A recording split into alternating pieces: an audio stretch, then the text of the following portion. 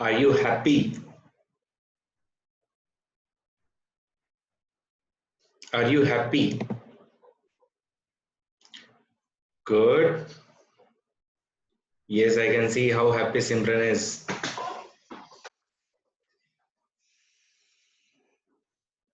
So I welcome everyone with a cheerful smile. Let us begin हमारा science and technology का जो 8th का NCERT हम लोग कवर कर रहे हैं वो ओके। तो गाइज एक बार वापस आपको बता दूं कि सिंस मैंने आपको बताया हुआ है हजारों बार, हमारा जो साइंस एंड टेक्नोलॉजी जो यूपीएससी पूछता है वो थोड़ा सा एडवांस लेवल का है, जिसमें कि आपके कंप्यूटर साइंस हो गया या फिर आपका बायोटेक्नोलॉजी का एडवांस पोर्शन वगैरह हो गया, या फिर अगर आप लोग दूसरी बातें देखें तो उसमें और आपका स्पेस साइंस हो गया, डिफेंस साइंस हो गया। तो ये सब आपको बहुत एकदम एडवांस लेवल का पढ़ना होगा। बट मैं आपको एक थोड़ा सा बता रहा हूँ कि 8 की एनसीईआरटी इसलिए मैं कवर करवा रहा हूँ इन डेप्थ कि आप लोगों को समझाऊं कि कैसे जो है ये सारी की सारी चीजें आप लोग यूटिलाइज कर सकते हो अपने अलग अलग फील्ड में। ओके, तो इसके लिए मैं आपकी 8 की कवर करवा दूंगा, बट 9th और 10th की आप ही कवर कीजिएगा, क्योंकि इसमें से हार्डली आपके एक या दो क्वेश्चन जो पढ़ने वाले हैं उसमें से भी मेजर क्वेश्चन आपके 8th के से ही पढ़ जाएंगे। बट स्टिल आप लोग अपने से ही 9th और 10th की एनसीईआरटी कवर कीजिएगा। ओके, बस इतना मुझे एक वापस रिमाइंडर देना है आपको। अब हम लोग देखते हैं कि अब तक हम लोगों ने कौन कौन से चैप्टर्स देखे हुए हैं and then we will move ahead. तो क्रॉप प्रोडक्शन सबसे पहला चैप्टर था हमारा, microorganism, synthetic fibres. Sir can you share the NCERTs? Yes yes yes, I will share it today. Okay, material, उसके बाद में आपका coal and petroleum, then we also saw about the combustion and flame, conservation of plants and animals, sales.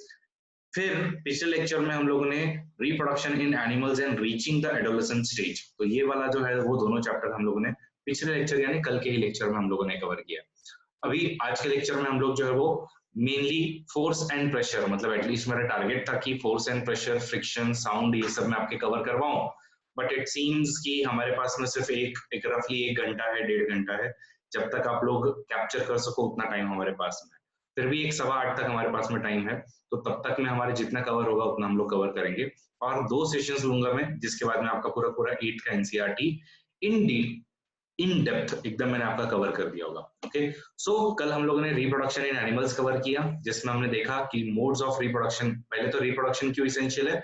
Because अगर किसी species का continuation चाहिए then you would be needing the reproduction. दूसरा जो है हम लोगों ने देखा कि रिप्रोडक्शन 2 टाइप के हैं, एक है आपका सेक्सुअल और दूसरा है आपका असेक्सुअल। ओके, तो सेक्सुअल रिप्रोडक्शन सबको पता है, बट मेरा सवाल आप लोगों से है असेक्सुअल रिप्रोडक्शन में कौन कौन से 2 मेथड एनिमल्स में आपको मिलते हैं, जल्दी से बताओ। एनिमल्स में असेक्सुअल रिप्रोडक्शन आपको कौन कौन से 2 मेथड्स मिलते हैं? Very good Yash, budding and second one is budding and second one is very good Prachiti. Okay, so one is budding and second one is binary fission. So these are the 2 methods. अब इसके बाद में हम लोगों ने 2-3 चीजें देखी हुई थी, देखते हैं कि किस किस को याद आती है वो। Internal fertilisation, internal development, internal fertilization, external development, external fertilization, external development। Examples दो जल्दी से। Human, good. यश, यश को 1 पॉइंट मिला है, फास्टेस्ट आंसर दिया है। क्या बात है, ज्योति ने यहाँ पे, सॉरी सिमरन ने यहाँ पे सभी को मार ही दिया, तो सिमरन को 2 पॉइंट्स मिलते हैं। हेन एंड तीसरा है आपका फ्रॉग। इतना आई सपोज सबको जो है वो अच्छे से पता होगा। ठीक है, तो ये सब हम लोगों ने कल के लेक्चर में देखा हुआ था। फिर मेल रिप्रोडक्टिव सिस्टम के ऑर्गन्स के नाम बताओ जल्दी से। मेल रिप्रोडक्टिव सिस्टम के ऑर्गन्स के नाम फटाफट। यस,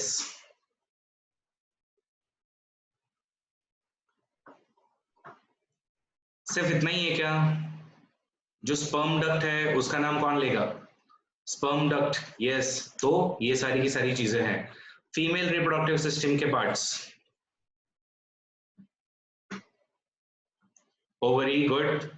फेलोपियन ट्यूब, गुड, या उसको ओविडक्ट बोलते हैं, एंड यूटेरस, गुड। ओके, ये 3 important part male reproductive and female reproductive system के हमारे होते हैं। Then sperm as well as जब ओवम का मेटिंग होगा तो उस टाइम पे आपका बनेगा फर्टिलाइजेशन, और फर्टिलाइजेशन से आपका बनेगा जाइगोट।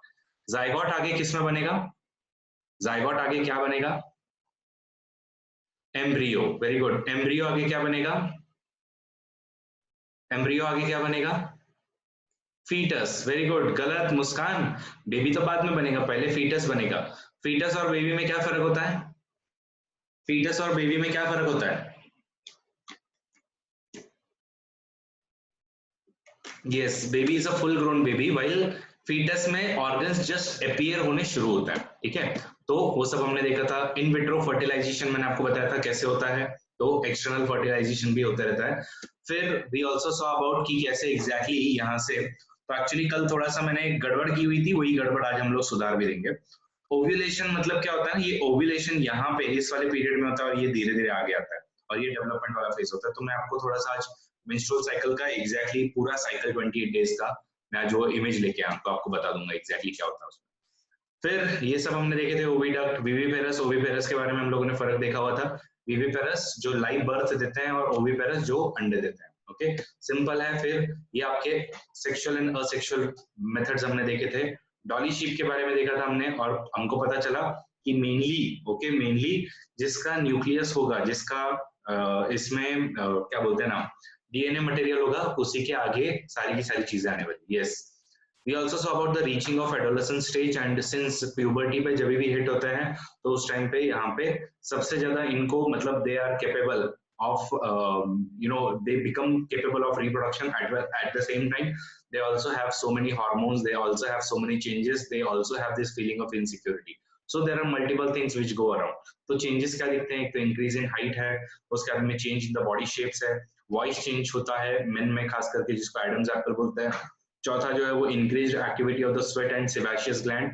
फिफ्थ जो है वो डेवलपमेंट ऑफ सेक्स ऑर्गन और reaching the mental and intellectual emotional stability. और सेवेंथ जो है वो सेकेंडरी सेक्सुअल कैरेक्टर्स डेवलप होते हैं। ओके, तो ये सब इनमें होते रहता है। फिर वी ऑल्सो सॉ कि वुमन में सेकेंडरी सेक्सुअल कैरेक्टर्स मतलब ब्रेस्ट की साइज एनलार्ज होना, why it happens, because of which hormone it happens, जल्दी से बताओ। Oestrogen. Okay, so it is because of the oestrogen. While male में दाढ़ी मूछे आना या फिर उनकी वॉइस और डीपर होना, it is because of which hormone? testosterone. Okay, so you can read here clearly. Okay, because milk secreting gland जो है वो वुमन में बनने लगते हैं और इसीलिए फिर उनके ब्रेस्ट साइज जो वो इंक्रीज होने लगती है। और पिट्यूटरी ग्लैंड ये सब जो चीजों को आपका ऑर्डर देता है, तो इसीलिए हम लोग पिट्यूटरी ग्लैंड को क्या बोलते हैं? मास्टर ग्लैंड भी बोलते हैं, बिकॉज सारे हार्मोन्स को अगेन स्टार्ट करना है, स्टॉप करना है, इसका ऑर्डर जो है वो पिट्यूटरी ग्लैंड देता है। बाकी फिर हम लोगों ने ये रिप्रोडक्टिव फेज वगैरह देखा हुआ था, जिसमें से जब स्टार्ट होता है, ओके, सबसे पहली बार जब मेंस्ट्रुअल फ्लो होता है उसको हम बोलते हैं मेनार्के, और जब मेंस्ट्रुअल सबसे लास्ट में होता है उसको हम बोलते हैं menopause. Okay, which happens at the age of 45 to 50। अब मेंस्ट्रुअल साइकिल जो है वो एग्जैक्टली कैसे होती है 28 डेज की, तो ब्लड फ्लो मतलब जब ये यूटेरस की जो पूरी पूरी वॉल जो है वो ब्रेक होने का काम जो है वो ऑलमोस्ट एक 4 से 5 दिन जो है वो चलते रहता है, तो इसको हम मेंस्ट्रुएशन वाला फेज बोलते हैं। ओके, तो यहाँ की यूटेरस की लाइनिंग जो है वो सारी की सारी गिरती रहती है और फिर आपके 6वें या 7वें दिन से यूटेरस की लाइनिंग जो है वो वापस से ग्रो होना स्टार्ट होती है और इसी के साथ में अंदर में, ओके, मतलब यहाँ पे ओवरीज में वहां पे ओवम का डेवलपमेंट शुरू हो जाता है। तो ये ओवम डेवलप होते रहता है, डेवलप होते रहता है, यहाँ पे अच्छे से पूरा डेवलप होते रहेगा एंड एग्जैक्टली ऑलमोस्ट एक ईयर हम लोग बोल सकते हैं कि 12, 13, 14 और खास करके एग्जैक्ट उसके हाफ डे से मतलब 14th डे जो होता है उस टाइम पे ओव्यूलेशन होता है। तो ओव्यूलेशन में ये वाला ओवम जो है पूरा पूरा डेवलप हो जाएगा और ये ओवम आगे आना शुरू हो जाएगा। ओके, और फिर ये ओवम जो है एक 14, 15, 16 मतलब खास करके अगेन इम्प्रेग्नेट होने के लिए ये 4 दिन या फिर ये 3 दिन जो है वो सबसे ज्यादा इंपॉर्टेंट माने जाते हैं कि जो भी तुम्हारा first day of menstrual cycle था उससे गिनते हैं बराबर 14, 15 एंड 16 डे। तो इस पीरियड में अगर मीटिंग होती है then there are higher chances of the gamete, higher chances of the fertilisation. तो ये ओव्यूलेशन का फेज होता है 14, 15, 16 डेज एंड देन आपका आगे वापस से यही वाली साइकिल जाती है एंड 28 डेज जैसे ही कंप्लीट होता है तो उसके बाद में वापस से ये तब तक आपकी यूटेरस की लाइनिंग जो बिल्ड हो रही होती है इन एक्सपेक्टेशन की मतलब इन एक्सपेक्टेशन की है यहाँ पे फर्टिलाइजेशन जो वो अकर होने वाला है, बट जब नहीं होता है तो फिर ये पूरा पूरा खत्म हो जाता है। तो this is what exactly a menstrual cycle is. बाद में हम लोगों ने देखा था कि बॉयज और गर्ल्स जो है तो इनको इंस्ट्रक्शन कौन देता है? क्रोमोसोम देता है। ओके, तो एक्स वाई अगर किसी में XX है दैट इज फीमेल, ओके, और अगर XY है तो मेल होगा। और ये X है या XY बनेगा ये डिटरमिन कौन करता है? तो मेल स्पर्म डिटरमिन करता है, ओके। तो contrary to the opinion that female या फिर वुमन जो है वो डिसाइड करती है कि बेबी जो होने वाला है वो लड़का होगा या लड़की होगा, it is the male who decides it, okay. Male is the final authority, और वी कैन से कि मेल के स्पर्म जो वो डिसाइड करते हैं। Then we also saw about the pancreas, adrenaline and thyroid. Thyroid से कौन सा हार्मोन आता है हमारा? जल्दी से बताओ, थायराइड से कौन सा हार्मोन आता है? Thyroxine, very good. पैनक्रियाज से insulin, adrenaline, adrenal, adrenaline, okay. Thyroxine अगर कम रहा बॉडी में तो क्या होने वाला है? थायरॉक्सिन अगर बॉडी में कम रहा तो क्या होने वाला है? नॉट नेसेसरीली फैट होने वाला है, यश, ओके।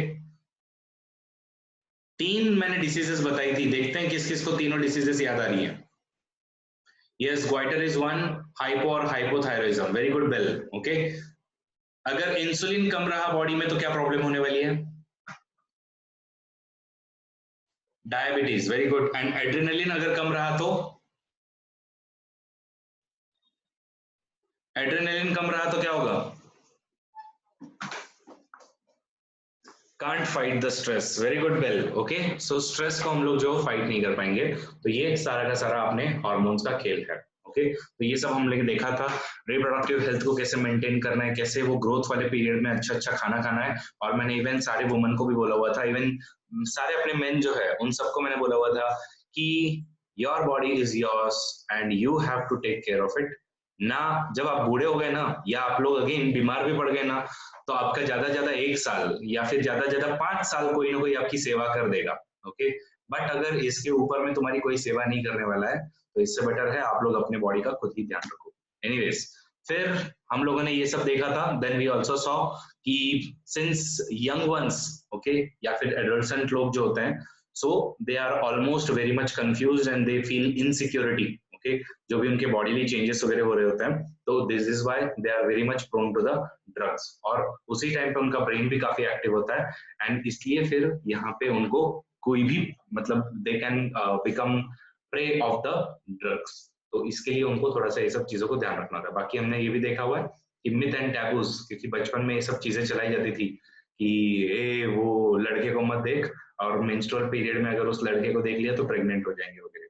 वैसे कुछ भी जो बातें चलती थी, तो वैसे अभी आप सब तो बड़े हो, तो आपको ये सब बातें बताने की जरूरत नहीं है, बट 8th स्टैंडर्ड में ये सब बातें बताने की जरूरत पड़ती है, okay. Anyways, that was all we saw. अब हम लोग जो है वो जो मैंने आपसे प्रॉमिस किया था वो मैं चीज लेके आया हूँ। How many of you are happy for this? Locust invasion, just like मी।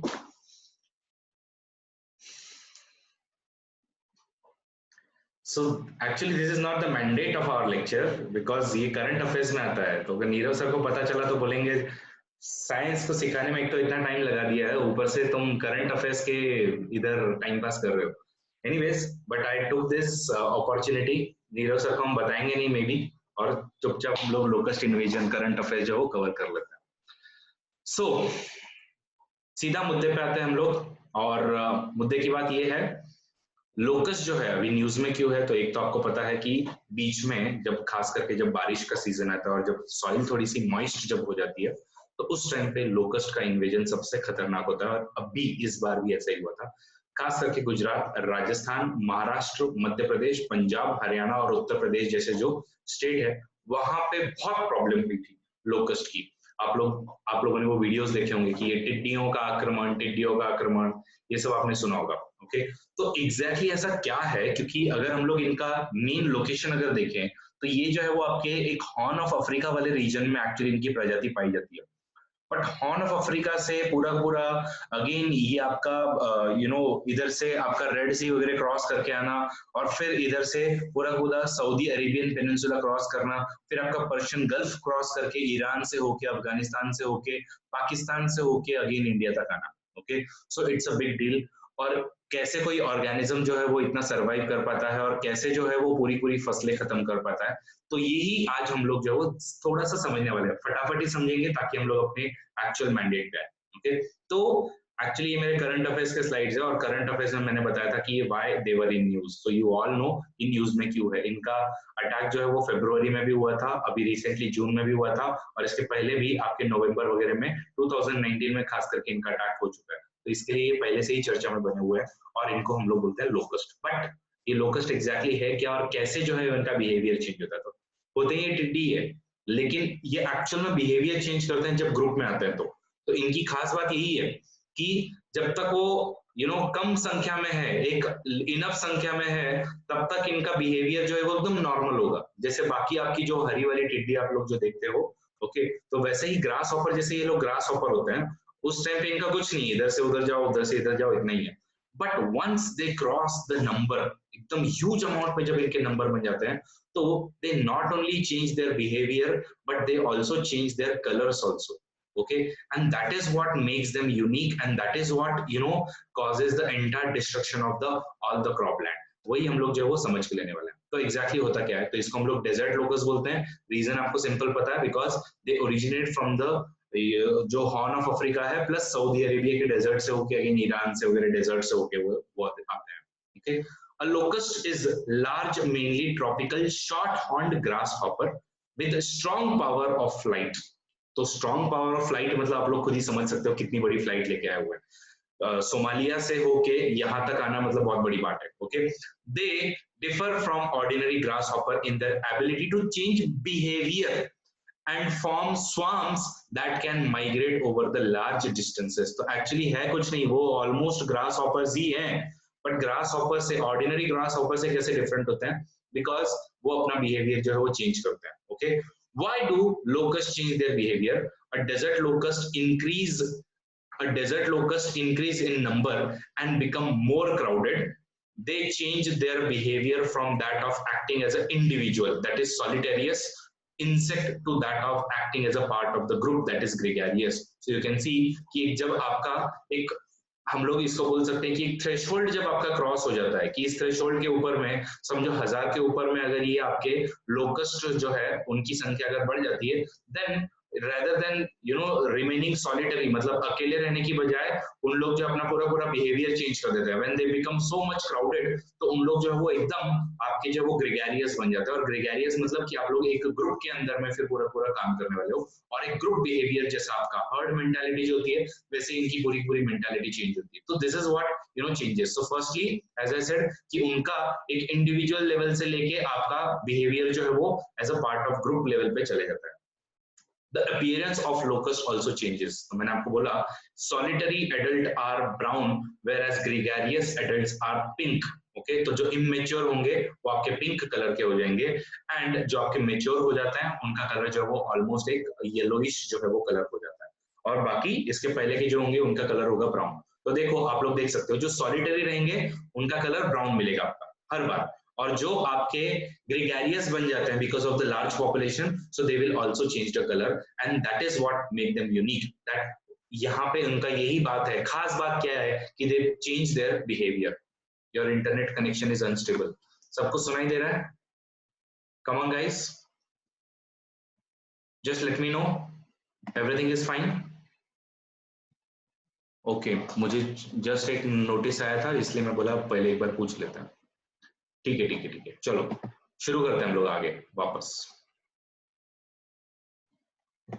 सो ये ऐसे इनका कलर एज वेल एज इनका बिहेवियर जो है वो चेंज होता है, यही बात हम लोगों ने मेनली सीखी है। How does this invasion happens? Simple है, desert locust which have life span of 3 to 5 month, तो एक लोकस्ट जो है वो 3 से 5 महीने तक जीता है। Prefer to lay eggs in the damp soil, तो इनको हर बार, इसीलिए आपको ये एक बारिश के सीजन में ही आपको यूजुअली मिलेंगे, जस्ट बारिश के शुरू होने के पहले में। तो डैम्प सॉइल मतलब क्या, थोड़ा सा उसमें पानी जब आपका हो तो फिर ये आपका बेटर सॉइल होगा। Okay, when it has rained heavily, the locust breed at the greater scale, laying as many as 1000 eggs per square meter of the soil. Once these hatches, वो आजू बाजू का जितना भी वेजिटेशन होता है पूरा पूरा खा जाता है, and then they migrate in search of more food. तो यहाँ पे जितना भी यहाँ पे हजारों एग्स जो होंगे वो सारे के सारे एकदम फटाफट यहाँ पे ग्रो होंगे, जितना भी उनके आजू बाजू में जो भी एरिया दिख रहा है वो सब खा लिया, और खाने के बाद में आगे माइग्रेट होते जाओ, और इनका यही काम होता है। और ऐसे जो है आप लोगों ने देखा कि यहाँ से मतलब आपके ऑलमोस्ट सोमालिया वाले रीजन से लेके यहाँ तक आते हैं। तो यूजुअली ये वाला जो पार्ट होता है ना, ये डेजर्ट पार्ट होता है, बट ये आजकल इंडिया में क्यों आ रहा है, तो कहीं ना कहीं इसमें क्लाइमेट चेंज का भी पार्ट है। बिकॉज क्या हो रहा है, क्लाइमेट चेंज की वजह से जो आपका डेजर्ट वाला जो लोकेशन है, यहाँ पे कभी कभी बारिश हो जाती है, और जब यहाँ पे बारिश हो जाती है तो उसकी वजह से क्या होता है कि यहाँ की सॉइल जो है वो डैम्प हो जाती है, और मैंने आपको बताया कि सॉइल अगर डैम्प हुई तो उनके लिए वो एकदम ग्रोथ की सीजन होने वाली है, और वहां से फिर ऐसे जो है वो सारा का सारा चेंजेस होता है। सो अगर आपको कोई पूछे कि does locust invasion and climate change has any relation or not, what are you going to type, what are you going to say, yes or no, जल्दी से बताओ, सब लोग बताओ। Answer is yes. ओके, तो जब डेजर्ट में बारिश होने वाली है, जब सॉइल वहां की डैम्प होगी, तो फिर ऑब्वियसली ये जो लोकस्ट है आपके अटैक तो करने वाले हैं, तो ये इनके लिए एक मेन चीज जरूरी होती है, and that is why in June July के सीजन में आपको, खास करके रेनी सीजन के पीरियड में आपको ये जो है वो ज्यादा मिलने वाला है। यस, ठीक है। Now let us talk about the desert locust की डेजर्ट लोकस्ट कैसे मिलता है। तो डेजर्ट लोकस्ट जो है आप लोग देख सकते हो कि सिर्फ इनका काम है जहां मिला चौम चौम चौम, मतलब सीधा खाते बैठो। ये पूरा का पूरा ग्रीन वेजिटेशन जो है सीधा का सीधा पूरा पूरा खा सकता है। कितना खा सकता है तो मैं आपको बताता हूँ। पहले तो एक चीज ये समझ के लो कि एक दिन में they can fly up to 150 kilometre. एक दिन में 150 किलोमीटर तक जा सकते हैं, मतलब पुणे से मुंबई तक जाके आ जाओ। ओके, इतना इन लोग एक दिन में फ्लाई कर लेते हैं। They can rapidly. तो तुम सोचो कि इनका जो 3 महीने का लाइफ स्पैन है उसमें इन लोग कितना ट्रैवल कर चुके होंगे। ओके, 3 महीने के लाइफ स्पैन में इन लोग कितना ट्रैवल कर चुके हो, एक 4,500 किलोमीटर तो मंथली इन लोग ट्रैवल करते हैं। ओके, तो लगभग एक हम लोग ऐसा बोल सकते हैं कि 13,500 किलोमीटर जो है इन लोग बेसिकली ट्रैवल कर सकते हैं पूरे अपने लाइफ स्पैन में, अगर हम पूरा हिसाब लगाए तो। ओके, तो यही इनका है, और बाकी मैंने आपको बताया कि ये रिप्रोड्यूस भी एकदम हाई स्केल पे करता है। ओके, फिर चॉम चॉम चॉम मतलब क्या, an adult desert locust can eat रफली on its up to its own weight. Okay, और अबाउट 2 ग्राम हर दिन में वो 2 ग्राम का खाना तो पक्का खा सकता है of fresh food every day. तो 2 ग्राम तो ये पक्का एक दिन में खत्म कर देगा। और 1 किलोमीटर का अगर स्वाम्प हो, स्वाम्प मतलब इनका पूरा पूरा गुच्छा हम लोग बात करते हैं, तो इनमें सब में ऐसे सब कीड़े होंगे। अगर ये 1 किलोमीटर का अगर आपने स्वाम्प लिया, ओके, तो इसमें 40 मिलियन लोकस्ट जो है वो आपको मिलेंगे। सोचो 40 मिलियन मतलब कितने हो रहे हैं, ऑलमोस्ट आपके एक 4 करोड़। ओके, 4 करोड़ नहीं, यस 40, 4 करोड़ बराबर। 4 करोड़ जो है वो लोकस्ट आपको सिर्फ 1 किलोमीटर के दायरे में मिल जाते हैं, मतलब कितनी इनकी ह्यूज साइज होती है। And they can eat as much as 35,000 people will eat in a day. That is what is the humongous capacity they have. A swarm the size of the Paris can eat, okay, जितना पूरा पूरा France का population है उतना पूरा पूरा food जो है वो अकेले खा सकते हैं। आपको इसकी गहराई समझ में आ रही है क्या गाइस, जल्दी से बताओ, आपको समझ में आ रहा है कितना खा सकते हैं इन लोग? Are you able to just fathom it? इसीलिए जो है ये एकदम बहुत ज्यादा हमारे लिए डेंजरस जो है वो बन जाता है। ओके, तो इतना समझने के बाद में अगेन ये किस लिए हो रहा है, as I said because of the global warming. फिर can locust hurt the humans, answer is clearly no, because आज तक कभी भी ऐसा नहीं पाया गया कि लोकस्ट जो है वो पीपल या फिर एनिमल को हर्ट करते हैं। ओके, तो लेकिन लेकिन आप में से कितने ऐसे लोग हैं जिनको लोकस्ट खाने में मजा आएगा? यस एनीवन से मी, जल्दी से बताओ, कोई है यहाँ पे? They are not helpful to the environment, they can just destroy your entire environment. Okay, Arushi को लोकस्ट नहीं खाना है, प्रणाली को लोकस्ट खाना है क्या? You have written why. प्रणाली, you want to eat locust? ज्योति को भी नहीं खाना है? अरे यस नो ये तो बताओ, देखते हैं किस किस को पसंद है लोकस्ट खाना। सिमरन को नहीं खाना है, ओके, यश को यू लग रहा है, Prachiti, Vidhi, I am happy to be vegetarian, Tejal, okay, sir we are not from China, that doesn't matter Sharique. Okay, simple है, देखो मैं आपको बता रहा हूं, लोकस्ट ने अगर तुम्हारा खाना खाया है, ओके, जो तुम्हारे लिए जो फील्ड में खाना जो मौजूद था वो अगर उन्होंने खाया है, तो इट्स बेटर ना कि तुम लोकस्ट को खा लो। तो फिर yes, that's the right spirit Muskan. Okay, actual में ये बहुत ही क्रंची होता है, मैंने खाया नहीं है मैंने जो कुछ है वो सब सिर्फ सुना हुआ है। Okay, I am just telling you they are very crunchy. अगर उनको आप लोग तेल में फ्राई करो तो उनसे बेस्ट सोर्स जो है प्रोटीन का कुछ नहीं हो सकता। लोकस्ट ने तुम्हारा खाना खाया, तुमने लोकस्ट का खाना खाया, तुमने लोकस्ट को खाया, तो obviously it would be very tasty. Okay, Muskan is also open to trying it, very good. Anyone else? अब कोई खाना चाहेगा क्या जब उनको मैं बताता हूँ कि इसका कॉम्पोजिशन क्या है? 62% of the dry weight of an adult desert locust consists of the protein। अगर एक लोकस्ट को खाते हो ड्राई वेट में 62% सिर्फ आपके प्रोटीन मिलता है उसमें। उसके अलावा 17% उसमें फैट है सिर्फ। इनऑर्गेनिक कंपाउंड जैसे कि सिलिकॉन, कॉपर, फेरस, ओके, यानी कि आयरन। अगर आप में से किसी को आयरन की डेफिशिएंसी है तो I will also suggest you कि आप लोग थोड़े बहुत लोकस्ट खा लो। Okay, sodium, potassium, calcium, magnesium, nickel, सारे के सारे पदार्थ जो है वो आपको इसमें मिलेंगे। Do people eat locust? Answer is yes. ये आप लोग जो देख रहे हो एकदम crunchy. Don't you think this dish seems like very nice dish? एकदम आपको ऐसे क्या बोलते हैं उसको हम लोग, पनीर चिली जैसा नहीं दिख रहा है? थोड़ा सा पनीर चिली जैसा नहीं दिख रहा है? अरे पनीर चिली है ये, देखो मुस्कान को लग रहा है बराबर है मुस्कान। अरे ये पनीर चिली जैसा ही तो दिख रहा है। एनीवेज, बट इसको एक्चुअली फ्राई वगैरह करते हैं, रोस्ट करते हैं, बॉईल करके खाते हैं। और क्यों खाना चाहिए? बिकॉज ऑलमोस्ट 62% उसमें प्रोटीन मिलता है। So now anybody apart from Muskan, has anybody changed their mind कि अब they are open to eat locust now? Very good, Karthik, yes. Pooja भी good. I would like to know और कितने लोग हैं open, because see it's a very good source of protein। Jhansi very good. Jyoti अभी भी ना पे टिकी हुई है।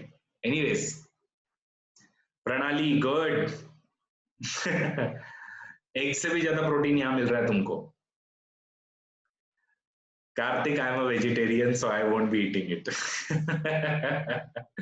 दो I am promoting it but I won't be eating it. अरे नाम नहीं सुना है क्या तुमने? क्या नाम है हमारा?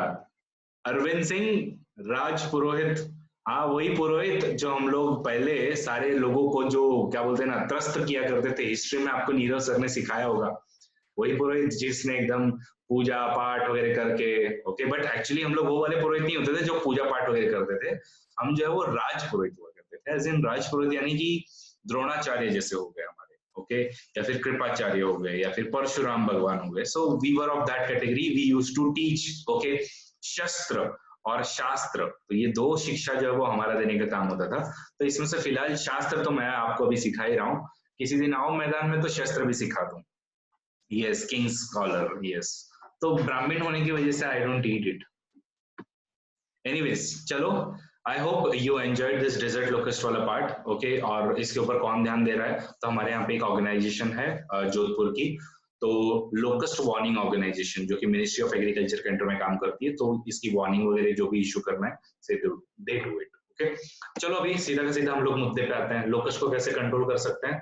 तो मल्टीपल मेथड्स है जो आप लोग प्लीज पढ़ लेना।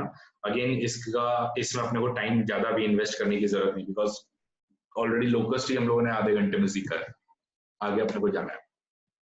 बाकी ये कभी कभी मुझे लगता है कि ये कोरोना या फिर लोकस्ट का अटैक जो है वो थोड़ा सा जायज भी है नेचर की तरफ से, because nature has made this possible. Because you know, जब एक छोटी मतलब एक हथिनी जो है जो प्रेग्नेंट थी, और वो जब ऐसे पाइनएप्पल खाने गई तो उसके अंदर में ऐसे बॉम्ब बॉम्ब रखे हुए थे, and she you know died. और it was a very, yes, it was a very sad news and bad news. So somehow we feel that I told my students that we deserve corona, we deserve maybe ये nature का locust attack and all, because how can we be so inhumane कि pineapple के अंदर में हम लोग bomb वगैरह डाल के ऐसे हथनी को मार दें। ओके, तो that is what I wanted to tell. Anyways, let us move with the force and pressure. ठीक है तो चलो अभी हम लोग वापस से साइंस की बातें करते हैं। एक मिनट, वैसे वो भी साइंस ही था। ओके ज्योति, क्या बात है। But post post locust invasion you might have to turn non vegetarian again.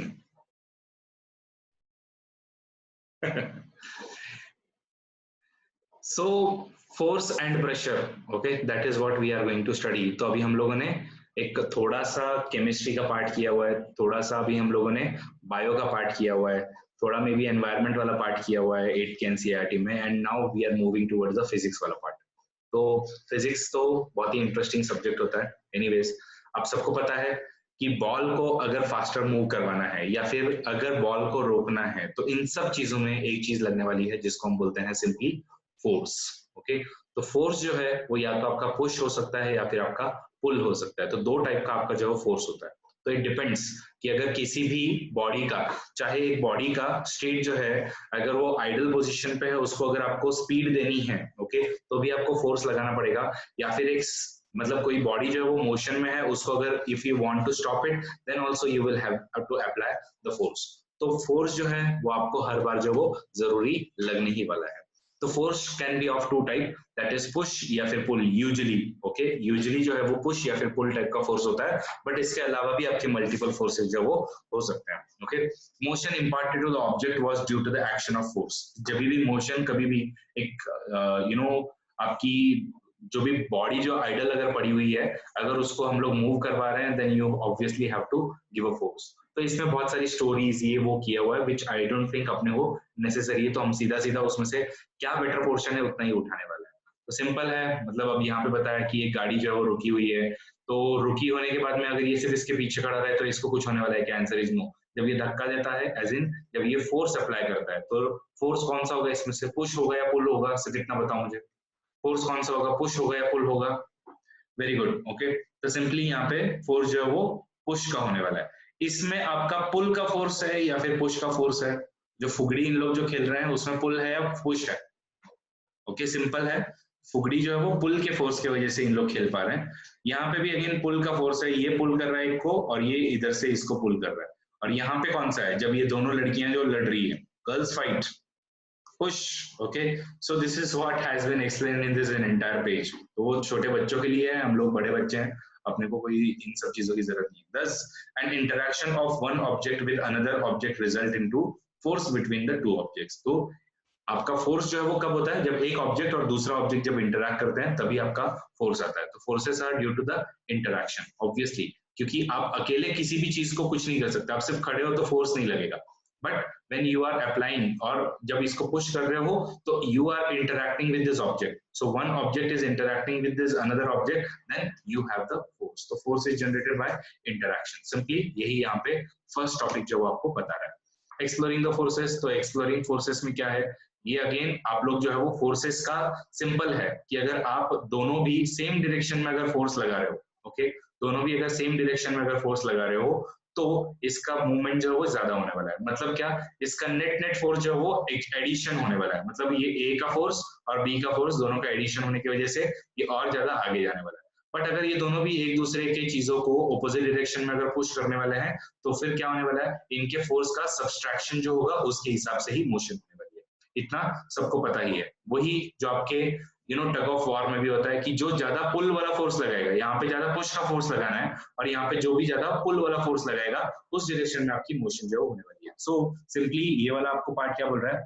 Forces applied on an object in the same direction add to one another.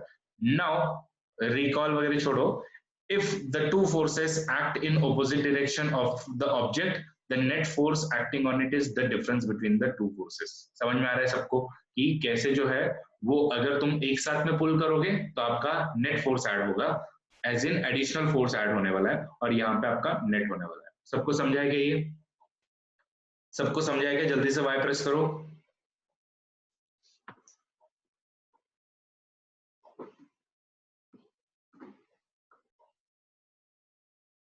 Great, okay। The strength of the force is usually expressed by its magnitude। तो magnitude का meaning होता है simply, अगर आपसे कोई पूछे what is the meaning of the magnitude, it means strength of the force, okay, it means strength of the force, कि तुम कितना strength लगाने वाले हो। तो usually हम लोग उसको न्यूटन में गिनते हैं, okay, न्यूटन्स के कंटेक्स्ट में हम लोग जो इसको फोर्स को गिनते रहते हैं कि कितना जो है वो मैग्नीट्यूड होगा हमारा। yes, तो ये हो गया आपका एक्सर्टिंग फोर्सेस के बारे में, एक्सप्लोरिंग फोर्सेस के बारे में कि क्या इसके बारे में होता है। A force can change the state of motion. Okay, तो या तो वो उसके एक स्टेबल पोजीशन में रहेगा या फिर वो उस पे फोर्स जो है वो स्टेट ऑफ मोशन को भी चेंज कर सकता है। तो simply taking a penalty kick in the football, तो आपका फुटबॉल जो है वो एकदम आइडल पोजीशन पे पड़ा होगा, एंड जब उसको किक मारेंगे तो फिर ये अगेन गोल पोस्ट की तरफ में जाने की कोशिश करेगा। ओके, तो ये क्या हो गया, जब इस पे फोर्स जब अप्लाई किया गया तो ऑब्वियसली उसकी स्टेट ऑफ मोशन जो है वो आपकी चेंज होने वाली है। बट अगर यहाँ से गोलकीपर जो है उसको अगर रोक देता है तो अगेन इसकी स्टेट ऑफ मोशन क्या थी, इसकी स्टेट ऑफ मोशन जो है वो दौड़ मतलब फास्ट मूवमेंट की थी, जिसको इसने स्टॉप कर दिया। Okay, so these observations suggest that force applied on an object may change its speed. If the force applied on object is in the direction of the motion, the speed of object increases. If force applied is in the reverse direction, तो फिर उसकी direction of motion, तो फिर उसके वजह से speed of object जो है वो reduce होने वाली है। जैसे सिंपल है, गोलकीपर अगर इसको रोकेगा, अगर force apply करेगा, तो obviously इसकी motion जो है वो slow होने वाली है। और वही अगर टायर है आपका, इसको आप फटाफट फटाफट फटाफट और मारे जा रहे हो तो इसकी स्पीड जो है वो बढ़ने वाली है। This is what this part of the entire I mean this page exactly says. Okay, फिर आगे हम लोग बात करते हैं अगेन यही सब की वॉलीबॉल में कैसे होता है कि हम लोग जो है वो इधर से उधर अगेन फोर्सेस से भेजते रहते हैं। वैसा इवन बैट्समैन के भी कंटेक्स्ट में होता है कि बैट जब आप लोगों का आएगा तो बैट जब मैं घुमाऊंगा तो बॉल जब सॉरी बॉल जब आएगा तो बैट जब मैं घुमाऊंगा तो उससे मैं फोर्स को एज इन उस ऑब्जेक्ट को किसी भी डायरेक्शन में भेज सकता हूँ। तो इन सब के लिए अपने को क्या चाहिए होता है, फोर्स चाहिए होता है, simple. So a force can change the state of the motion, this is what this entire thing is about. A change is either the speed of the object or its direction। तो force की वजह से दो चीजें हो सकती है, क्या क्या हो सकता है, या तो इसके स्पीड में चेंजेस आएगा, कम होना है ज्यादा होना है अलग बात है। ओके, और दूसरा जो है वो डायरेक्शन है, तो डायरेक्शन में अगेन लेफ्ट में जाना है, राइट में जाना है और ऑपोजिट डायरेक्शन में जाना है, जो भी होगा डायरेक्शन होगा। Okay, is described as the change in the state of the motion. Thus a force may bring change in the state of motion of an object। तो यही इतना बात है। लेकिन अब यहाँ पे बात होती है स्टेट ऑफ मोशन, तो स्टेट ऑफ मोशन में सब कुछ इंक्लूडेड है। An object may be at rest or in the motion, both are in state of motion। तो एक्चुअली स्टेट ऑफ मोशन एक बहुत ब्रॉडर टर्म इन लोगों ने यूज किया हुआ है। स्टेट ऑफ मोशन क्या है इसका, ओके, तो इधर इट कैन बी रेस्ट या फिर it can be in the motion. सबको समझ में आ रहा है कि ये वाला, ये देखो ये थोड़ा सा कंफ्यूजिंग टर्म है कि स्टेट ऑफ मोशन जो है वो तुम्हारी या तो रेस्ट हो सकती है या फिर आपका मोशन हो सकता है। ये वाली चीज सबको समझिए कि देखो यहाँ पे क्या लिखा हुआ है। Okay, so it is inclusive term, इतना ही बस बताना है यहाँ पे। तो state of motion can have object at rest or in the motion, both are in state of motion। Okay, it is common experience that many a time application of force does not result in the change of the state of motion। For example अगर आप लोग heavy box को वगैरह उठाने की कोशिश करते हो, ओके, तो फिर इट इज नॉट हैपनिंग, तो फिर इसका मतलब क्या है कि उसके ऊपर जो भी नेट फोर्सेस जो तुम लगा रहे हो वो कहीं ना कहीं कम पड़ रहा है। तो सिंपल है, आपके वजन से ज्यादा बहुत बड़ा अगर बक्सा है उसको अगर आप लोग हिलाना चाहते हो, okay, so it won't be possible for you to move it. Okay, why, because इसमें आपका बहुत सारे फोर्सेस एक्ट करते हैं। आप यहाँ से नो डाउट यहाँ से पुश फोर्स लगाओगे, बट नीचे में, चलो आप लोग बताओ कौन कौन से फोर्सेस इस पे एक्ट हो रहे होंगे, इस पे कौन कौन से फोर्सेस एक्ट हो रहे होंगे। Yes, very good. ओके, एक तो इसका मास एंड ग्रेविटी वाला फोर्स होगा, और क्या है, उसकी वजह से आपका ग्रेविटेशनल फोर्स होगा, और क्या होगा इस पे, और कौन सा फोर्स होगा। Very good. Okay, friction, friction वाला फोर्स होगा नीचे में, क्योंकि ये फ्रिक्शन के सारे की सारे इंटरलॉकिंग हो जाने वाली है। देन पुश, तो ये ऐसे इसमें मल्टीपल जो है वो आपके फोर्सेस आपके होने वाले हैं। एक्चुअली हम लोग देखने वाले हैं कि कौन कौन से फोर्सेस के टाइप्स होते हैं। ओके, तो forces can change the shape of the object also. Okay, तो हमने ये तो देखा था कि फोर्स से स्पीड चेंज होती है, फोर्स से डायरेक्शन चेंज होती है, बट फोर्स से इवन जो है वो शेप जो है वो ऑब्जेक्ट का चेंज हो सकता है। जैसे कि आपने आटा अगर गुथा होगा कभी, ओके, तो वो वाला, या फिर अगर आप सीट पे बैठोगे तो सीट से भी बैठने पे भी आपका ये चेंज हो जाता है। ओके, या फिर रबर बैंड का शेप वगैरह चेंज होना जब फोर्स वगैरह अप्लाई करो, या फिर किसी चीज पे अगर आप बहुत ज्यादा वजन रखोगे तो उसका शेप भी आपका चेंज हो जाता है। Metal changed into sheets and wire, yes, what do we call it? Okay, तो ये सब जो है बलून को फुलाना हो या फिर आपका आटा हो, ये सब जो है वो आपका शेप भी चेंज करता है। Yes, malleability and ductility, very good. Okay, तो having performed all above activities, अपने को क्या समझ में आया कि force may take an object move from rest, ठीक है, तो may make an object to move from the rest, या फिर मे change the speed of an object, may change the direction of object, may bring about a change in the shape of the object and may cause some or other or all of the effects। तो यही इन सब का conclusion है force के बारे में। अब अपने को बात करनी है कि फोर्स के टाइप्स कौन कौन से हैं। तो दो टाइप के फोर्सेस होते हैं आपके, कॉन्टैक्ट फोर्सेस और नॉन कॉन्टैक्ट फोर्सेस। चलो आप लोगों को नाम मैंने बता दिया है। ओके, एक होता है आपका कॉन्टैक्ट फोर्स, दूसरा होता है आपका नॉन कॉन्टैक्ट फोर्स। मुझे एग्जाम्पल बताओ, contact and non contact forces का एग्जांपल बताओ।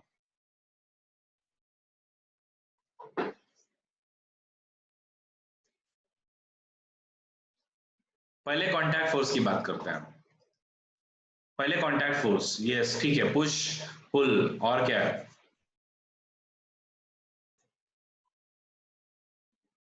Friction, yes very good. ये सब जो है वो आपके कॉन्टैक्ट फोर्सेस हैं, ठीक है। नॉन कॉन्टैक्ट फोर्सेस जो है उसमें आपके ये सब चीजें आती है, ग्रेविटेशनल जो आपका फोर्स हो गया, और एक किसी ने अभी तक नहीं बताया वो है magnetic force. Magnetic force contact है या नॉन कॉन्टैक्ट है? Come on guys, very good, okay, so non contact है। yes pranali, you have raised your hand। if by mistake, अगर गलती से किया है तो जल्दी से सिर्फ फटाक से by mistake लिख दो ताकि हम आगे बढ़े। ओके, तो कॉन्टैक्ट फोर्सेस जो है वो आपके, कॉन्टैक्ट फोर्सेस में सबसे पहले आता है मस्कुलर फोर्स।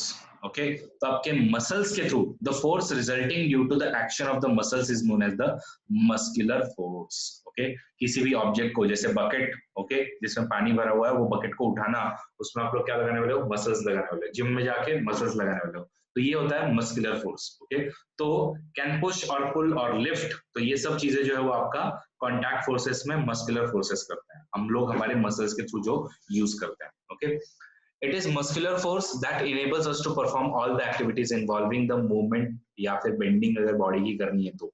ओके, इसके अलावा हमारे बॉडी में अगेन लंग्स का एक्सपांड होना, कॉन्ट्रैक्ट होना, इनहेल करना एयर का, वापस बाहर छोड़ना, ये सब के लिए मसल्स रिस्पॉन्सिबल है, मतलब कहीं ना कहीं आपको मस्कुलर फोर्सेज जो वो लगते हैं। इवन एनिमल जो है वो मस्कुलर फोर्स यूज करते हैं यहाँ पे। ओके, आप लोग अगर बुलक कार्ट को जो अगेन लेके जाना है, तो हॉर्सेस, डोंकीज, कैमल्स, ये सब जो है वो मस्कुलर फोर्सेस यूज करते हैं। देन नेक्स्ट फोर्स जो आता है वो है आपका फ्रिक्शन। ओके, तो एक, अगर किसी ऑब्जेक्ट को, अगर हम लोगों ने समझो इसको मैंने यहाँ से रोल करना शुरू किया है और इसको मैंने फोर्स अप्लाई किया हुआ है, तो एक थोड़े से डिस्टेंस के बाद में, ये रोल तो होता है, ये आगे तो जाएगा, बट एक थोड़े से डिस्टेंस के बाद में जाके ये रुक जाता है। तो इसको रुकने के लिए मैंने कहीं पे फोर्स लगाया था क्या? Answer is clearly no, but it still stop. Why? Because of the friction. Okay, तो फ्रिक्शन क्या होता है अगले चैप्टर में एकदम हम लोग और डिटेल में देखने वाले हैं, बट फ्रिक्शन की वजह से जो है वो पूरा पूरा रुकता है। आई सपोज सबको इतना पता है। Yes guys, come on, friction के बारे में सबको पता है ना? जल्दी जल्दी वाई लिखो फटाफट, जितने भी लोग हैं यहाँ पे। 22 पीपल आर हियर।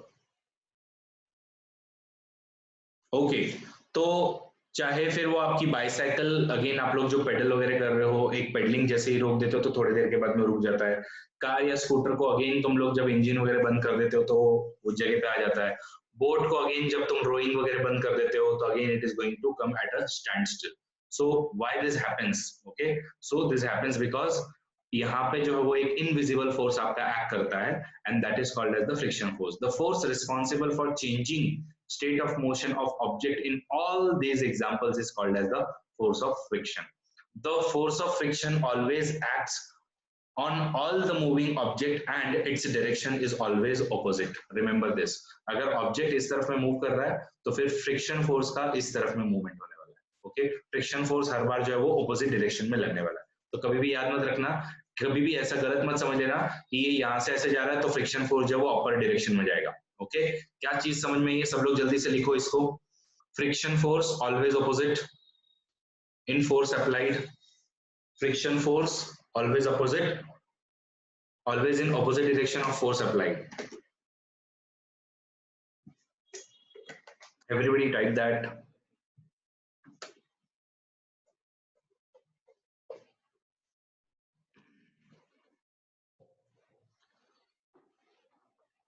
सिंपल है, अगर मैं ये इस डायरेक्शन में लगा रहा हूँ तो वो इस डायरेक्शन में आएगा, इस ऐसे कर रहा हूँ तो ऐसे आने वाला है, तो जो भी करूंगा उसके ऑपोजिट डायरेक्शन में जाएगा. This is why I have made it green. Okay, the force of friction always acts in all the moving object and its direction is always opposite to the direction of the motion.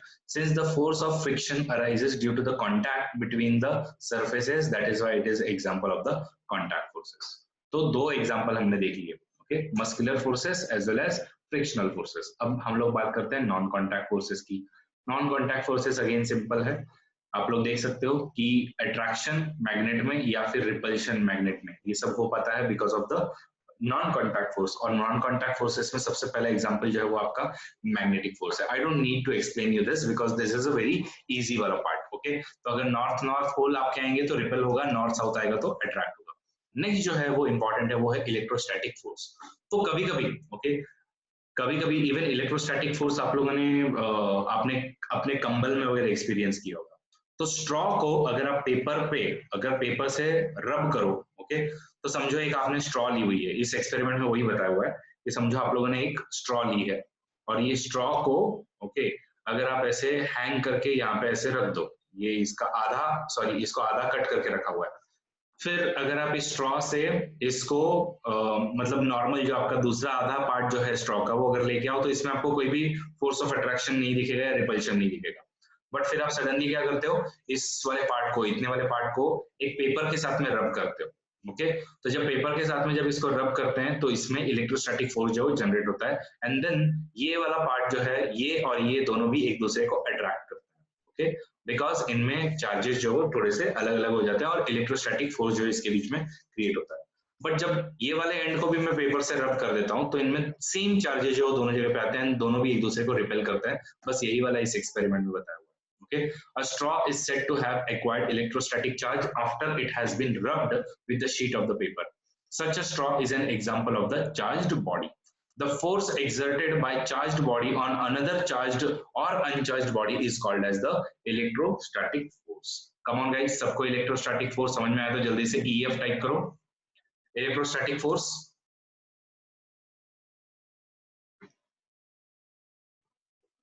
Okay, and then सबसे एकदम last force और जो कि सबसे ज्यादा easy force है वो है आपका ग्रेविटेशनल फोर्स. ग्रेविटेशनल फोर्स क्या है, अगर आप कॉइन को या पेन को ऊपर से नीचे फेंको तो वो हर बार नीचे ही गिरने वाला है. कोई भी चीज ऊपर जाती है क्या, आंसर इज नो. ओके, तो ये ऐसा क्यों है, because of the pull of the earth and that is called as the gravitational force. Okay, तो ऑब्जेक्ट्स और things fall towards the earth because it pulls them. This force is called as the force of gravity or just gravity. This is and attractive force.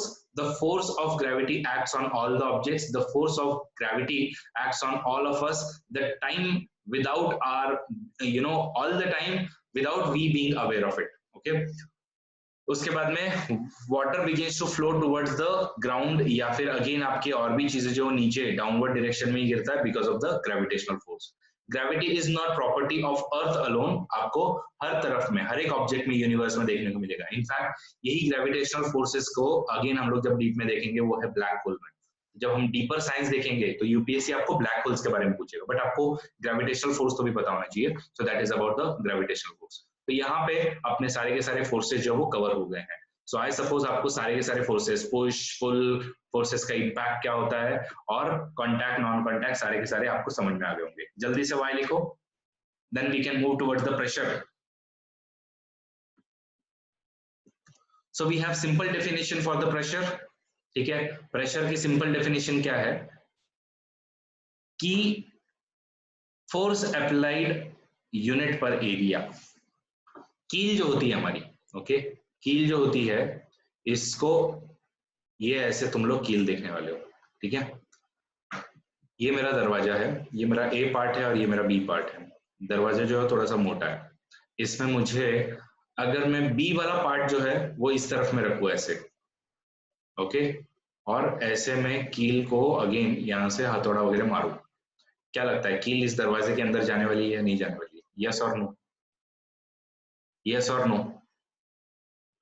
Answer is clearly no. Okay, but वही अगर मैं उल्टा करूं और दरवाजे में ए वाला portion जो है वो यहाँ पे रखूं और यहाँ से अगर मैं हथौड़ा मारूं तो अब वो जाने वाला है या नहीं जाने वाला है हथौड़े से? Answer is yes. ओके, तो दोनों सिचुएशन में आपने जो फोर्स लगाया, यहाँ पे भी जो फोर्स लगाया, यहाँ पे भी जो फोर्स लगाया, वो दोनों तो आपका सेम था। But why this happened in first case की ये जो दरवाजे के अंदर गई और इस केस में नहीं गई? रीजन बीइंग आप फोर्स कितने एरिया पर लगाते हो। ओके, फोर्स जो वो कितने एरिया पर लगाते हो, यहाँ पे पूरा का पूरा फोर्स जो आपका डिस्ट्रीब्यूट हो गया, यहाँ पे फोर्स आपका सिर्फ और सिर्फ इतने वाले रीजन पे गया हुआ था। एंड इसीलिए जितना, ओके, तो इसका सिंपल आपको क्या चीज समझ में आ रही है कि जितना एरिया कम, ओके, जितना एरिया कम उतना ज्यादा तुम्हारे ऊपर में रहेगा फोर्स और उतना ज्यादा रहने वाला है तुम्हारे ऊपर में प्रेशर। ओके, और जितना एरिया ज्यादा उतना कम रहेगा तुम्हारे ऊपर में प्रेशर और उतना ही कम लगने वाला है तुम्हारे ऊपर फोर्स। क्या लगता है तुम्हें कूली जो है वो अपने एग्जैक्टली इनवर्सली प्रोपोर्शनल है? कूली जो है वो अपने यहाँ पे, ओके, बॉडी में या फिर अपने सर पे क्यों एक बड़ा सा ये ऐसे पूरा बांधता है? बिकॉज अपने सर से भी ज्यादा जो है वो एरिया बना देता है और उसके ऊपर में फिर जो प्रेशर जो है जो लगने वाला है वो हर बार जो वो कम होने वाला है। कम ऑन गाइस, ये वाला प्रिंसिपल सबको समझ में आया है क्या? जल्दी बताओ। प्रेशर वाला, यस, फटाफट वाई।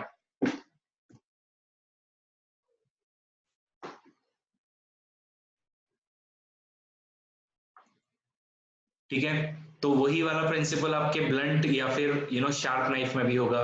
एक आपकी नाइफ है जो ऐसी है एकदम शार्प, रेजर शार्प, और एक है जिसमें इसे ब्लंट है। ऑब्वियसली इसमें आपको फोर्स जो है वो ज्यादा लगाना पड़ेगा, इसमें फोर्स आपको कम लगाना पड़ेगा बिकॉज इसका एरिया जो है वो कम रहेगा। Okay, so the force acting on unit area of the surface is called as the pressure, और प्रेशर का फुल फॉर्मूला जो है वो है force upon area, simple. At this stage, we consider only those forces which act perpendicular to the surface. इससे ज्यादा हम लोग नहीं कर रहे हैं। ओके, उसके अलावा फिर अब हम लोग जब note that area is in denominator, और इसके लिए फिर आपका इनवर्स प्रोपोर्शन का रिलेशन जो वो हर बार रहने वाला है। अब क्वेश्चन आता है कि जैसे सॉलिड में तो आपका ठीक है, आपको पता चला ये सब है, बट क्या लिक्विड और गैसेस में भी ऐसा ही प्रेशर वगैरह होता है क्या, या फिर वो भी ऐसे प्रेशर जो वो एग्जर्ट करते हैं क्या? तो क्लियरली आंसर इज यस, हम लोग वही देखने वाले हैं। तो प्रेशर नहीं है ना ज्योति, सॉरी प्रणाली, लिक्विड एंड गैसेस भी हमारे ऊपर में प्रेशर एक्सर्ट करते हैं। ओके, जैसे इसका बेस्ट एक्सपेरिमेंट यहीं पे किया हुआ है कि आपका, नहीं बोयॉन्ट वगैरह वो सब अलग बात है। ओके, ये यहाँ पे जो आपकी बात जो चल रही है वो क्या है कि अगर समझो ये आपने सिलेंडर लिया हुआ है, इसमें आपने एक ग्लास जो है वो पानी डाला हुआ है, तो इसमें जो आप लोग नीचे जो बलून लगाए हुए हो ये आपका कम फूलेगा थोड़ा सा। ओके, बट इसमें अगर आप लोग जो है वो और ज्यादा 2 ग्लास अगर पानी डालोगे तो इसमें क्या होने वाला है, बलून जो है वो आपके डबल साइज का होगा। मतलब क्या हुआ कि ये सिलेंडर जो है वो आपका पर यूनिट एरिया डिफाइन कर रहा है। ओके, और ऊपर से आपका इसमें फोर्स जो है वो आपका डिटरमिन कर रहा है। मतलब आपका जितना ज्यादा इसके ऊपर में आपका जो है वो वाटर आते जाएगा उतने ज्यादा जो है वो इसका फोर्स लगेगा, उतना ही ज्यादा इस पे प्रेशर भी लगने वाला है। समझ में आ रहा है प्रणाली? जल्दी बताओ प्रणाली। ओके, बाकी लोगों को भी समझाएगा कि वाटर जो है वो प्रेशर कैसे ऐड करता है। तो जैसे आपने ये देखा है, इसी में आप लोग क्या करो, इसी में अभी आपको मैं और एक एग्जांपल बताता हूँ। एक्चुअली सबमरीन्स, ओके, सबमरीन्स आपने सुना होगा, जो हमारे सबमरीन्स वगैरह हम लोग अंदर में लेके जाते हैं, तो इसको हम एक हाइट तक ही, मतलब नीचे के डायरेक्शन में लेके जा सकते हैं। एकदम बहुत ही नीचे हम लोग इसको नहीं लेके जा सकते हैं, मे बी मतलब हम लोग एक 2 किलोमीटर नीचे, मतलब 2000 मीटर जो है वो हम लोग नीचे लेके जाए। बट अगर हम लोग इसको 10 किलोमीटर वगैरह नीचे लेके जाए तो प्रॉब्लम क्या होने वाली है? वही प्रॉब्लम जो यहाँ पे आप लोग देख रहे हो। ओके, कि ये पूरा का पूरा ऊपर का जो पोर्शन है ये जितना खाली है उतना बेटर है। जब इसमें इतना भर जाएगा तो क्या होगा, इसके ऊपर में फोर्स अपॉन एरिया उसका कांस्टेंट रह रहा है, तो वही आपका सबमरीन जो था, ठीक है, तो सबमरीन जो है जब आपकी यहाँ पे है, ओके, तो इसमें अगर हम लोग सबमरीन के ऊपर कितना वाटर एक्ट कर रहा होगा, ये आपका इतना वाटर एक्ट कर रहा होगा। ओके, ये ए अमाउंट का वाटर। बट यही सबमरीन अगर और आपकी नीचे जाएगी तो क्या होने वाला है, तो सबमरीन आपकी इतनी है तो एरिया आपका अगेन कांस्टेंट है, बट नीचे में क्योंकि आपका ए प्लस बी ये दोनों भी ऐड हो जाने वाले फोर्स में, तो इसके लिए इसके ऊपर में प्रेशर जो है ज्यादा होगा। और इसलिए अगर आपने वो मूवी देखी हो, गाजी मूवी देखी है किसी ने यहाँ पे? गाजी मूवी वाले, यस, ठीक है, तो गाजी मूवी में देखो वो बोलते हैं कि सर हम लोग और सबमरीन को नीचे नहीं लेके जा सकते हैं। क्यों नहीं लेके जा सकते हो? बिकॉज अगर लेके, और वो देखो जैसे ही वो थोड़ा सा नीचे भी लेके जाता है, क्या होता है, फट से एक साइड जो है वो एकदम प्रेस हो जाती है। ओके, तो यही वाली बात जो है आपको समझ में आती है। तो वाटर में भी आपका प्रेशर जो है वो एक्सर्ट होता है, और जितना नीचे आप जाने वाले हो उतना ज्यादा वाटर के ऊपर में आपका प्रेशर आने वाला है। ओके, सो ये हो गया आपका pressure exerted by the liquids. अब हम लोग बात करते हैं इवन और लिक्विड्स का क्या होता है ना, मतलब लिक्विड जो है, आप बोलोगे सर फिर उनका कौन से डायरेक्शन में फोर्स लगता है। ओके, यहाँ पे अगर आप मेरे से पूछो कि जैसे हम लोग जो है वो सॉलिड्स में अगर हम लोग कील पे जब फोर्स लगा रहे थे, तो इसमें हर बार यूजली परपेंडिकुलर फोर्स लगता है। लेकिन जब हम लिक्विड्स की बात करते हैं और लिक्विड या फिर फ्लूइड्स की बात करते हैं पूरी की पूरी, तो उसमें हर बार याद रखना force are applied in all direction. Okay, force are applied in all direction. इसीलिए जब आप एक बॉटल को पंचर करोगे तो दो सारी की सारी धारा जो है उसकी इक्वल रहेगी। अगर इक्वल हाइट पे तुमने पंचर किया है ना, तो इसकी धाराएं जो वो इक्वली आपकी फ्लो होने वाली। मतलब क्या कि लिक्विड का फोर्स जो है वो कहाँ पे या प्रेशर कहाँ पे एक्सर्ट होता है, it always exerts on it's container. Okay, तो इसके कंटेनर पे इसका फोर्स जो वो एक्सर्ट होने वाला है। समझ में आ रहा है क्या सबको ये वाली चीज?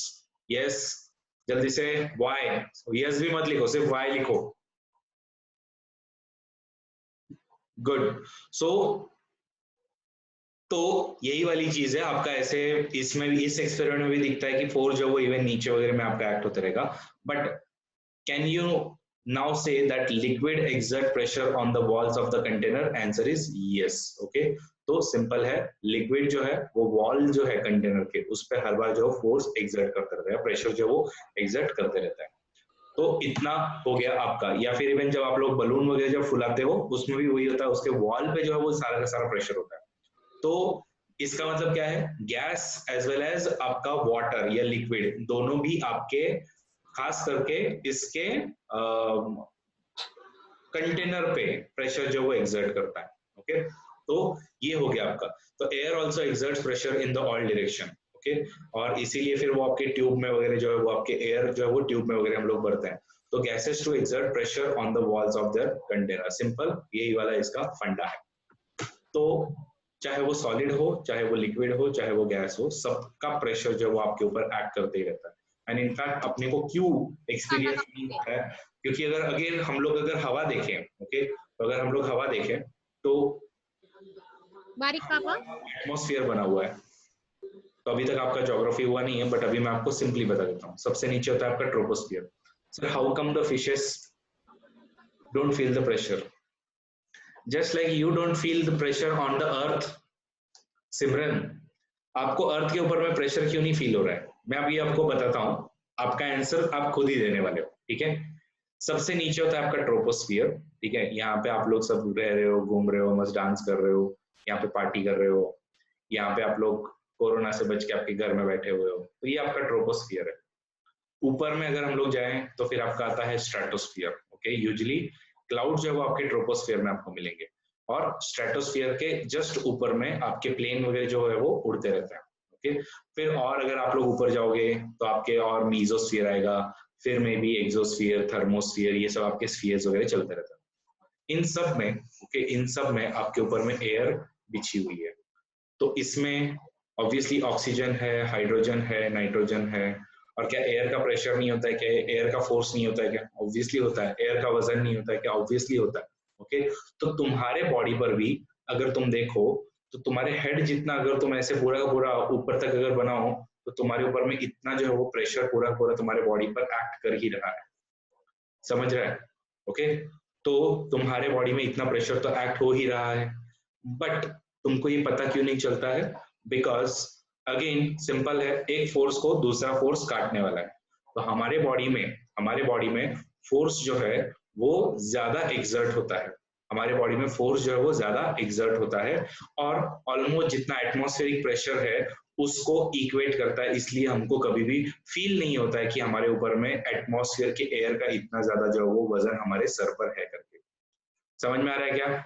Yes, net force is zero. Come on guys, ये वाली चीज सबको समझिए क्या? पहले जल्दी से बताओ कि एटमॉस्फेरिक प्रेशर को इक्वेट हमारी बॉडी जो है वो अगेन प्रेशर से करती है। अब आप लोगों ने सुना होगा कि अगर आप लोग एकदम हाइट के ऊपर जाओ, यहाँ पे आप लोग लेह लद्दाख वगैरह जाओ तो आपको एक्लिमेटाइजेशन की जरूरत पड़ती है, एक तो ऑक्सीजन के लिए भी, और दूसरी बात अगर बहुत हाइट पे वगैरह आप लोग जाओ तो फिर वहां से लोगों के नाक में से खून निकलता है। ओके, लोगों के नाक में से खून निकलता है। क्यों निकलता होगा सिमरन? क्यों निकलता होगा खून सिमरन? क्योंकि क्योंकि एटमॉस्फेरिक प्रेशर इंक्रीज नहीं होने वाला है, डिक्रीज होने वाला है। सिंपल है ना शरीक? यहाँ पे देखो, इधर में तुम्हारे ऊपर में सिर्फ इतना ही एक्ट करने वाला है, तो इसमें आपका इवन एडिशनल इतना वाला पार्ट जो वो आपकी जमीन पे एक्ट कर रहा था, यहाँ पे आपका इतना ही एक्ट कर रहा है। तो इसकी वजह से क्या होने वाला है, आपकी बॉडी तो समझो यहाँ से आपके बॉडी पे 20 न्यूटन का फोर्स आपके ऊपर में लग रहा था एयर का। ओके, तो आपकी बॉडी भी इक्वली 20 न्यूटन का फोर्स जनरेट कर रही थी और आपके ऊपर नेट फोर्स जो 0 न्यूटन का था।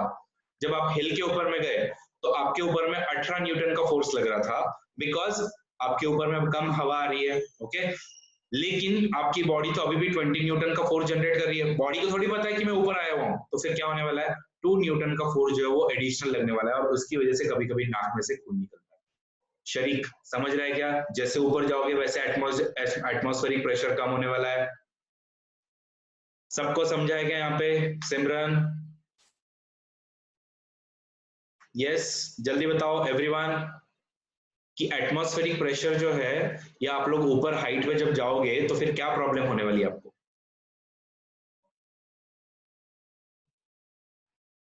ओके, अब जो सिमरन का जो क्वेश्चन था, ओके, सिमरन का जो क्वेश्चन था कि क्यों जो है वो फिशेस को प्रेशर फील नहीं होता है। अगेन सिंपल है, जो भी यहाँ पे फिश जो तैर रही होगी, ओके, तो उसको पता है कि भाई मेरी बॉडी के ऊपर में इतना सारा प्रेशर है, और उसको पता होता है कि भैया मैं मेरी इन डेप्थ जो है वो कहाँ तक जाने वाली हूँ। ओके, तो उसके हिसाब से वो प्रेशर को रेगुलेट करते रहता है।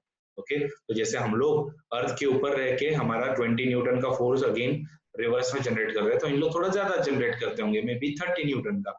Okay, and that is why they don't feel the pressure. Simran, I think I answered your question. Okay, great. So that is about the atmospheric pressure. You know that there is a air all around us and the envelope of air is called as the atmosphere. The pressure exerted by this air is called as the atmospheric pressure. Yeah, we know that pressure is force unit per unit area. If we imagine the unit area as a very long cylindrical cylinder standing on it filled with the air, then force of gravity on the air in this cylinder is called as the atmospheric pressure. Simple है, ये इसका definition हो गया।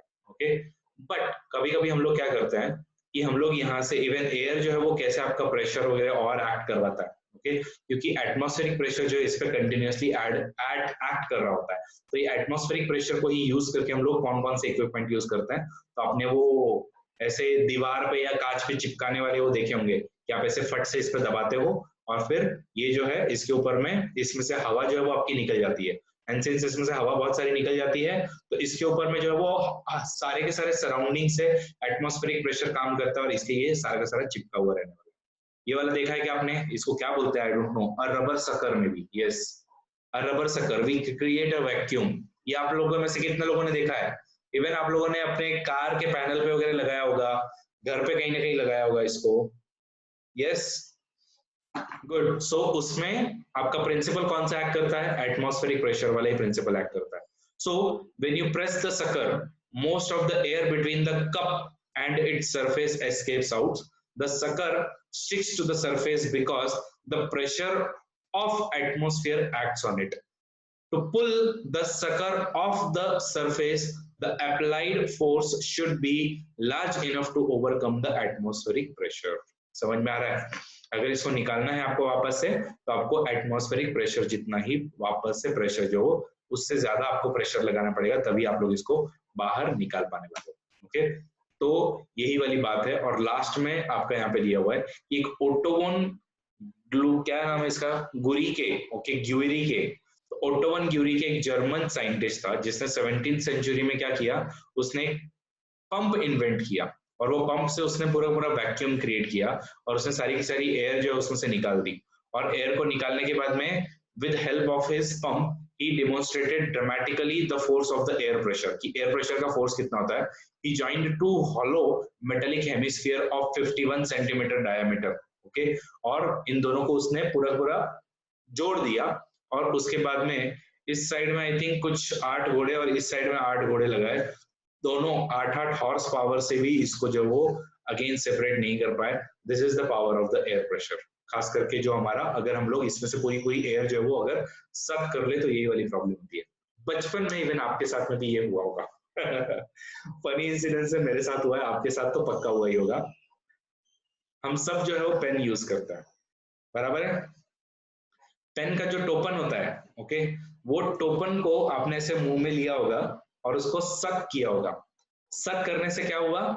सक करने से उसके अंदर की एयर जो है वो आपने बाहर निकाल दी और उसके अंदर में थोड़ा सा एक हल्का अमाउंट का वैक्यूम जो है वो क्रिएट कर दिया होगा, और उसके वजह से वो अब आपके जीभ पे जो टोपन जो है वो चिपक गया है, और कभी कभी उसको निकाल पाना मुश्किल हो जाता है, एकदम दर्द होता है अपने को निकालने के लिए, ओके. और अगर आपने उसमें से हवा निकाली हुई है तो फिर वो जल्दी आप लोग निकाल पाते हो. कम ऑन गाइस, कितने लोगों ने ऐसा किया हुआ है? जल्दी से मी टाइप करो. So now you know why all this phenomenon happens. Okay, it is because of the atmospheric pressure. सारा का सारा एयर का खेल है. ओके, और जिन लोगों ने नहीं किया है उन लोग आज जो है ये वाला जाके घर पे एक्सपेरिमेंट जो है वो ट्राई कर सकते हो. तो सिंपल है, मतलब देखो आपके बॉडी पर कितना न्यूटन फोर्स जो है वो एक्ट होता है. तो इधर आपको अगेन एनसीईआरटीज ने दिया हुआ है. The force due to air in column of height of atmosphere, जितना अपना एटमॉस्फेयर का हाइट है, एंड एरिया ऑफ 15/15 जितना अपना हेड होता है, उतने के ऊपर में 225 kg. ओके, मतलब 2250 न्यूटन का हमारे ऊपर में फोर्स जो है वो एक्ट होता है. कैन यू इमेजिन, हमारे ऊपर में 225 किलो का एयर जो है वो प्रेजेंट है. एक मोमेंट पे आप कभी भी खड़े रहोगे, ऑलमोस्ट 225 kg की आपके सर पे जो है वो एयर होती है. ओके, तो इतना ज्यादा जो है वो ये आपका एटमॉस्फेरिक प्रेशर है, और ऑब्वियसली हमारी बॉडी भी रिवर्स में 225 kg का फोर्स जो है वो जनरेट करती है, या फिर 2250 न्यूटन का फोर्स जो है वो जनरेट करती है, और इसलिए हम लोग जो है वो सर्वाइव कर पाते हैं. अगर आप सबको समझ में आया है ये चीज तो जल्दी से टाइप करो 2250 न्यूटन. एवरीवन, जितने लोग हैं यहाँ पे सब टाइप करेंगे 2250 न्यूटन.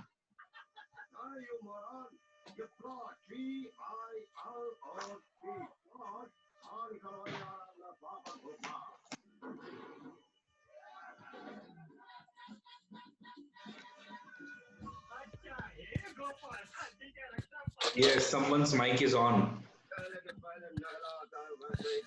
कौन है भाई? किसका माइक ऑन है? आरुषि. It seems आरुषि का माइक ऑन है. Arushi, please switch off the mic.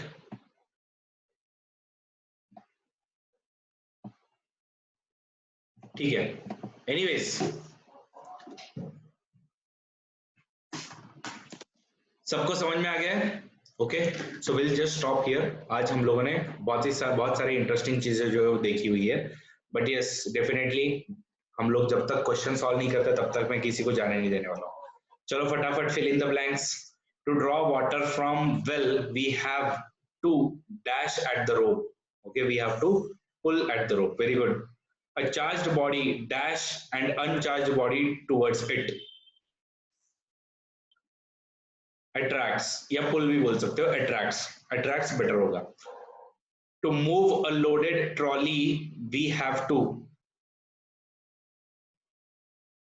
To move a loaded trolley we have to. कुछ भी हो सकता है, push भी हो सकता है, pull भी हो सकता है. लोडेड ट्रॉली को अगर कौन से डायरेक्शन में करना है उसके बेसिस पे डिपेंड करता है. The north pole of magnet, the north pole of another magnet क्या होने वाला है? Repels. Okay, so that is about it. ये हम लोग अगले लेक्चर में देखेंगे इसके questions, and then we will also start with the friction. So we'll stop here. Already बहुत सारा जो है वो आज आप लोगों ने मजे किए हुए हैं. उदिता गौरव के भी लेक्चर्स वगैरह आप लोगों ने अटेंड किए हुए हैं. ओके, बस आपको बता देना चाहता हूँ गाइस, बिकॉज हम लोग ज्यादा हमारे लेक्चर्स नहीं हुए हैं कभी. तो मेरा खुद का भी एक टेलीग्राम चैनल है जिसपे 2126 सब्सक्राइबर्स अभी हैं. अरविंदा नाम का चैनल है, तो आप सिर्फ अगर अरविंदा नाम से ढूंढो आपको मिल जाएगा. मेरा ऐसे कोट वोट पहन के एकदम मस्त फोटो खिंचा के मैंने ये टेलीग्राम चैनल बनाया हुआ है. अदरवाइज आप लोग आए अरविंदा पे पक्का जो है वो ज्वाइन हो सकते हो. ओके। एंड यस, मेरा कॉन्टैक्ट नंबर वैसे मैंने सबको दिया हुआ है, तो आप लोग यहाँ पे जुड़ सकते हो। और दूसरी बात, मेरा यूट्यूब चैनल भी है, ओके। तो नीरव दा के यूट्यूब चैनल पर तो आप हो ही, बट मेरे भी मैं अलग अलग वीडियोस बनाते रहता हूँ, जिसमें अगर आपको इंडिया चाइना का करंट स्टैंड ऑफ अगर डिटेल में आपको समझना है, तो आप लोग डेफिनेटली मेरे यूट्यूब चैनल पर जा सकते हो। अरविंद राजपुरोहित सिर्फ ढूंढिएगा, अगेन उस पर भी 1900 सब्सक्राइबर्स है, वहां पे आपको मिल जाएगा। सिर्फ इतना ही ढूंढो, अरविंद राजपुरोहित, आपको मिल जाएगा, जिसपे बहुत सारी छोटी मोटी बातें जो मैं करते रहता हूँ, जो मुझे पर्सनली लगता है कि यूपीएससी के पॉइंट ऑफ व्यू से ज्यादा इंपॉर्टेंट है। इंस्टाग्राम पे भी हूँ मैं, इंस्टाग्राम पे आई थिंक आई अरविंद पुरोहित, सिर्फ ऐसे ही नाम है मेरा, वहां पे आप मुझे वहां पे भी मिल सकते हो। ओके, ठीक है, चलो। Yes, one question, Jyoti, definitely ask, what is your question?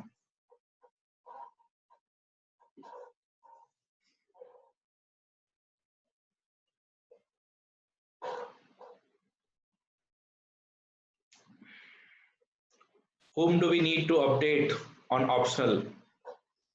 Respective teachers. जैसे अगर तुमने पॉलिटिकल साइंस ले लिया है, मैं तो आशा करता हूँ आप सब पॉलिटिकल साइंस लो, देखो आपको बहुत मजा आने वाला है। ओके, तो पॉलिटिकल साइंस के लिए आप मुझे अपडेट करो। पॉलिटिकल साइंस है क्या आपका optional, Jyoti? Yes, done, you have updated me. And जिसको भी अपडेट करना है आप मुझे बिंदास बता सकते हो कि मेरा पॉल साइंस ऑप्शनल है। ओके, चलो, विल एंजॉय। अभी के लिए tata bye bye, good night, और हम लोग अगली बार मिलेंगे, हमारे और 2 सेशंस होने वाले हैं। ओके, चलो, सब लोग जो जो यहाँ पे प्रेजेंट है सब बाय लिख के जाओ, ताकि मुझे पता चले कौन कौन सिंसियर है और एंड तक सुनता है सारी की सारी मेरी बातें। यस, तेजल, प्रणाली, सिमरन, बेल, प्रचिति, यश, संतोष, आदित्य, शगुफ्ता।